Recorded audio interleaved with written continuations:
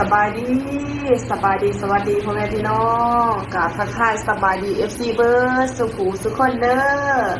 ยินดีต้อนรับเข้าสู่ช่องน้องต่ายสาวดาวเด้อพี่น้องมื้อนี้ก็คือเนาะบ่าว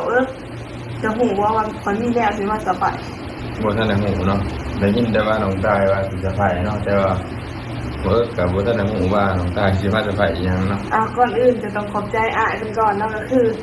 ขอบใจขอบคุณพี่ประกันเด้อที่ส่งเงินมาให้กำลังใจบ่าวนะเวลาส่งเงินให้กำลังใจบ่าวเพื่อให้มีกำลังใจก็คืออ้ายเพิ่นได้ส่งเงินมาให้เจ้า1,000โอ้ว่าพี่น้อง1,000ก็คือซอยประทังชีวิตหรือว่า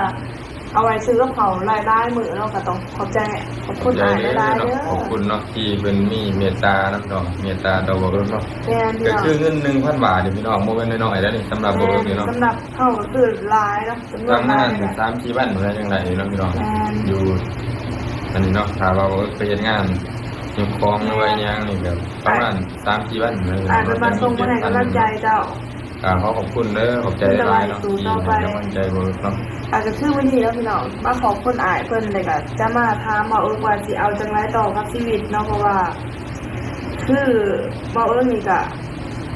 ร่างกายค่อนข้างบ่แข็งแรงเนาะพี่น้องเพราะว่าเพิ่นก็มึงจะเผาบ่เพราะว่าเพิ่นก็แบบเพิ่นก็บ่แข็งแรงเพิ่นเจ็บแอวพี่น้องร่างกายเพิ่นบ่แข็งแรงเพราะว่าเพิ่นไปเฮ็ดงานยกลังมันก็ปวดหลังปวดแอวแต่จะค้านแต่ว่าจะสิเอาจังได๋ต่อกับชีวิตสิกลับบ้านบ่หรือว่าสิอยู่ไทยถ้าถามมาสิเอาจังได๋กับชีวิตเนาะว่าก็มาสิหางานนี่แหละเนาะ PFC เพิ่นคอมเมนต์มาว่าบ่ให้พาเมื่อเนาะถ้าเมื่อก็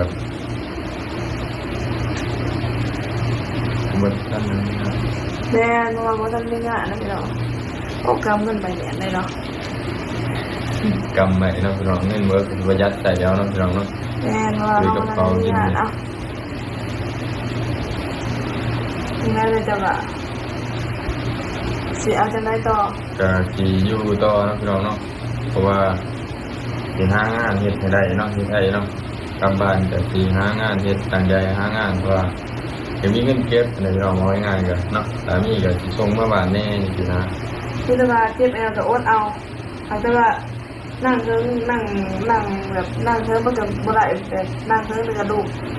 ลูกมายืนแล้วก็วิดตัววิดแอนเนาะพี่น้องขอคำปรึกษาเลยเนาะไปนี่คลินิกเนาะหรือว่าเพิ่นเฮ็ดจังได๋เพราะว่าบ่นี่เป็นโรคกระดูกทับเส้นนะพี่น้องคือร่างกายบ่แข็งแรงปานใดเด้อแล้วประเทศด้านนั้นก็คือมันยากสำหรับเพิ่นเนาะร่างกายบ่แข็งแรงแบบเพิ่นเป็นพยาธินะพี่น้องเพิ่นเป็นพยาธิบ่ค่อยสมบูรณ์ของร่างกายเนาะแต่ว่าเฮ็ดงานนะก็มันก็ปวดนะพี่น้องถ้าว่าเฮาอยู่รนเนาะหลังจากที่ว่าเฮ็ดไร3-4วันมันก็ชินบ่ปวดอยู่หรอกแต่ว่าแบบต้องมาอยู่ปวดน้ำหลังแม่นแล้วก็บางคนเนาะน้องตายังคอมเมนต์นึงเพิ่นถามว่าบ่าวเศร้าเสพยาเลยได้บ่อันนี้น้องตาต้องขอแก้ข่าวให้อ้ายบ่าวบ่เคยเสพสิ่งเสพติดหรือว่าสิ่งมึนเมาเนาะ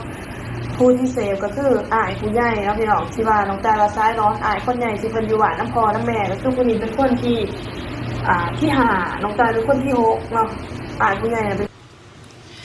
กาเนาะพี่น้องมึงย่านี่ก็คือฝืนตีโทรศัพท์น้องตาเต็มเนาะตีเต็มเอาโมโนเข้ามานำอีกแม่นเอาอ้ายเขามานำก็คือเพิ่นมาส่งไอ้เนาะพี่น้องเพราะว่าเพิ่นพากันไปถ่ายบรรยากาศให้พี่น้องได้เบิ่งกับไปแถวไกลๆเนาะพี่น้องตลาดเลยนะครับผมเนาะแม่นบ่ได้ไปใส่ไกลก็คือจะคิดจังได๋สำหรับเบานี่เจ้าคิดว่าเจ้าสิให้เพิ่นเฮ็ดจังได๋เพราะว่าเจ้าก็เป็นผู้ใหญ่เฮาก็ปรึกษาอ้ายนะพี่น้องก็คืออยากให้อ้ายแนะนำนั่นแหละอยากให้ก็มาแบบถามมาแต่ดำเนินชีวิตจังได๋สิบ่แม่นเพราะว่าข่อยก็เป็นน้องญาติเพิ่นแบบบอกเพิ่นบ่อยากเชื่อก็คือแนะนำจะเป็นอ้ายผู้ใหญ่ก็อยากให้เจ้าแนะนำนั่นแหละเอาง่ายๆคือตัวอย่างว่าเหมือนน้องตายว่าแสนบ่รู้สิสอนว่าว่าอยากให้กลับบ้านบ่หรืออยู่ไทยแต่ชีวิตจังได๋อยากตัดขาดนี่มันขาดบ่สิเนาะอันนี้แล้วบ่รู้อยากย้อนถามว่าคืออันเด้มาเวิร์กนี่ตัดขาดกับเมียได้บ่นะว่าแบบบ่เอาแท้บ่เวิร์กจังได๋ขอความคิดเห็นบ่เอาแท้เลยเนาะบ่ตัดใจเลยตัดใจแล้วนะครับพี่น้องคือคำว่าตัดใจแล้วเนี่ย1ก็คือ เปลี่ยนแปลงตัวเอง แม่น แม่นลูกใหม่นางใหม่เปลี่ยนแปลงตัวเองให้ แบบว่าต่างคนก็ต่างไปกันบ่ได้ก็คือมันเข้ากันบ่ได้ก็คือ ครับ ตัดใจให้ได้เนาะ เขาตามความคิดเว้าหนูนะแต่ว่าเว้าหนูมีเมียนะแต่ว่าเมียเว้าหนูยังเฮ็ดกับบ่หนูได้ถึงขนาดนี้นะพี่น้องร่มผู้บ่าวหรือว่าคิดน้องแกเฮานะบ่หนูก็คือตัดใจเด้อครับบ่เอาแล้วเพราะว่าเอามาก็ยันมันเป็นคือเก่านะพี่น้องแต่ว่าเป็นคือบ่เอิ้กเว้านะแต่ว่าภรรยาบ่เอิ้กนะน้องใจแบบนั้นดีๆพี่น้องก็คือบ่หนูแบบบ่เอาเลยนะครับตั้งตัวใหม่เฮ็ดตัวให้มันดีแล้วก็หาคนที่ดีกว่านั้นพี่น้องแบบสร้างตัวเองให้มันมีดีว่าซะพี่น้องนะแต่ว่าเอิ้กนี่เรามีหนึ่งก็คือสิ่งที่เราเฮ็ดบ่ได้ก็คือเรายังมีโรคประจำตัวจักหน้อยพี่น้องก็เลยคิดหนักในตัวเองเนาะครับคือเรานี่เป็นกระดูกทับเส้นหรือว่าเป็นเย็บหลังปวดเอวเลยครับสิไปเฮ็ดงานที่แบบคือคนทั่วไปเฮ็ดน่ะมันเฮ็ดบ่ได้นะครับก็เลยว่าหางานที่เหมาะสมกับเราที่แบบงานที่แบบบ่ว่าจะเป็นงานบ่ยกของหนักอะนะพี่น้องเพราะว่า บ่แม่นว่าเดือกงานเด้อพี่น้องเพราะว่าเฮาต้องเอามันทีแบบเฮาเฮ็ดได้เฮาเฮ็ดไว้เนาะเพราะว่าเพิ่นก็บ่อยากแข็งแรงหันน่ะน้องตายแบบเป็นกระดูกทับเส้นนั่นแหละเนาะพี่น้อง ครับผม ก็คือสิแบบจอยจังซี่ก็คือเพิ่นเป็นตั้งแต่พุ่นได้เนาะตอนยังน้อยจนสิบ่ไหลเด้เพราะว่าเพิ่นเกือบบ่รอดเด้อ บ่เอิ้กสวงมันเจ็บเอวมันเจ็บสวงจักปีบ่รู้สึกว่าตัวเองเจ็บ 3-4 ปีแล้ว 30 ปีแม่น 3-4 ปีแล้วแต่ก็ยังเจ็บตลอดเนาะ แม่เจ็บตลอดมาเลย ครับคือกันเมาโนคือกันนะครับพี่น้องแต่ว่าโนสู่เอาเด้มันเธอไปถ่ายคลิปปวดค้างยังก็สู่เอาพี่น้องเพราะว่าเฮาเฮ็ดแบบเหมือนไม่ต้องได้เงินนะครับพี่น้องเนาะจริงคือถ่ายคลิปมันก็พอมีหลายๆเล็กๆน้อยๆนะครับถ้าบ่ถ่ายที่มันก็บ่ได้นะค เพ รับ ราะว่าเฮาก็บ่มีอาชีพเนาะ ก็บ่มีอาชีพที่มั่นคงแน่นะครับทุกคน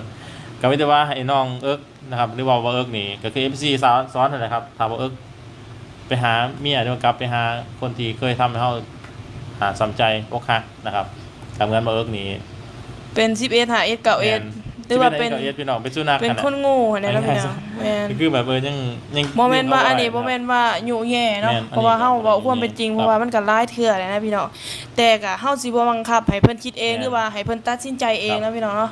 ก็คือโมโนกับบ่ได้อยู่ในเหตุการณ์เนาะโมโนกับบ่จังว่าบ่นี่